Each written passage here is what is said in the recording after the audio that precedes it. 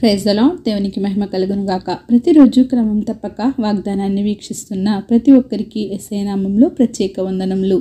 Subscribe చేసుకుని అనేక మందికి షేర్ చేసి దేవుని మాటల ద్వారా బలపరచండి. ఈ దినమునకై ఏర్పాటు చేయబడిన దేవుని వాగ్దానము. తిమోతికి వ్రాసిన 2వ పత్రిక 3వ అధ్యాయము 1వ వచనము. అంత్య దినములలో అపాయకరమైన కాలములు వచ్చునని తెలుసుకొనుము. This know also that in the last days perilous times shall come. దేవుని రాకడకు సమీపమై అంత్యదినములలో అపాయకరమైన పరిస్థితులలో లోకం నడుస్తుండగా దేవుని మాటకు ఇంకా అనేక మంది లోబడక నశించిపోవచ్చున్నారు. దేవుడు ఆ అజ్ఞాన కాలములను చూచి చూడనట్లుగా ఉన్నాడు. కానీ ఇప్పుడు మనందరము మారు మనసు పొంది రక్షణలోకి ప్రవేశించాలని కోరుకొనుచున్నాడు. మనుష్య కుమారుని రాక ఒక దొంగ వలె ఏ గడియో ఏ జామో తెలియకుండా వస్తుంది. నోవహు దినములలో కూడా జలప్రళయం వచ్చి అందరినీ నాశనం చేస్తుంది అని తెలియక ఆ గడియ వచ్చు వరకు జనులు తినుచు త్రాగుచు పెండ్లాడుచు పెండ్లికియబడుచు నుండిరి. అంతలో జలప్రళయం వచ్చి అందరినీ నాశనం చేసింది. లోతు దినములలో కూడా ఇదే విధంగా జరిగింది. జనులు తినుచు త్రాగుచు కొనుచు అమ్ముచు నారు నాటుచు ఇండ్లు కట్టుకొనుచు ఉన్నారు.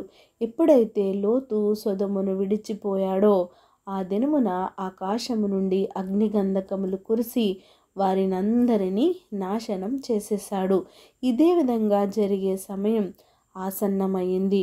నోవాహు దినములలో జలప్రళయం, లోతు దినములలో అగ్నిగంధకములు ఎలా కురిపించాడో దేవుని 2వ రాకడ కూడా అతి సమీపముగా అతి భయంకరముగా ఉంటుంది.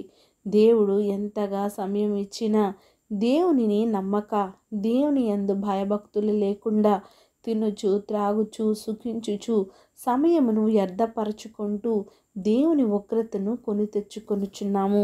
నోవహు దేవుని మాటలను ప్రజలందరికీ తెలియచేశాడు. లోతును రక్షించడానికి అబ్రహాము దేవునితో ధైర్యము చేసి సంభాషించాడు.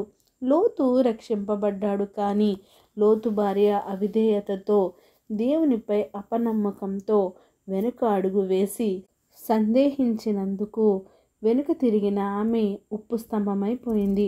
దేవుడు ఇంకా నీకు నాకు సమయాన్ని అనుగ్రహించాడు. అపాయకరమైన దినములలో ఉన్నామని గుర్తెరిగి దేవుని కొరకై జీవించు. ఆమేన్. చిన్ని ప్రార్థన.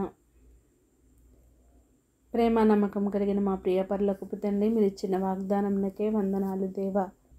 ఎవరైతే ఈ వాక్యాన్ని విన్నారో వినిన వాక్యాన్ని వారి హృదయగదిలో భద్రపరుచుకొని వాక్యానుసారంగా జీవించే జీవితాన్ని ప్రతి ఒక్కరికి దయచేయండి దేవా. అంత్య దినములలో అపాయకరమైన కాలములలో చెడ్డ దినములలో నాయన మేమున్నామని గుర్తెరిగి నాయన ఒక్కసారిగా నాయన తండ్రి మీ అందు మేము మనసు త్రిప్పుకొని మీ అందు భయభక్తులు కలిగి విశ్వాసంతో నిరీక్షణతో జీవించే జీవితాన్ని ప్రతి ఒక్కరికి అనుగ్రహించండి. ప్రార్థన అవస్థకున్న ప్రతి ఒక్క బిడ్డని సమయంలో జ్ఞాపకం చేసుకోండి. వారి ఔషధాల కొరతలను తీర్చి సమయానుకూలంగా నాయన వారికి నీ నిండైన దీవెనలు అనుగ్రహించి సమస్త ఘనత మహిమ ప్రభావములు మీరే ఆరోపించుకుంటారని యేసుక్రీస్తు ఉన్నత నామమున ప్రార్థించి అడిగి వేడుకొనుచున్నాను మా తండ్రి. ఆమేన్. God bless you all.